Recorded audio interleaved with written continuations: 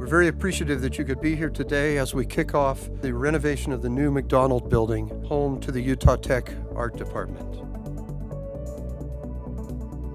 This groundbreaking also just represents people who are choosing to put in effort and just invest their time into something bigger and lasting for our students.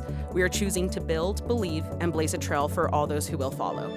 This will be a spectacular place to learn. 5 digital animation instruction labs, 4 painting, drawing, and illustration labs, 4 sculpture and ceramics labs, 4 photography labs. This facility is a testament to our belief that a comprehensive polytechnic education includes the creative and the sublime. This will be a spectacular place to learn and to teach and to discover.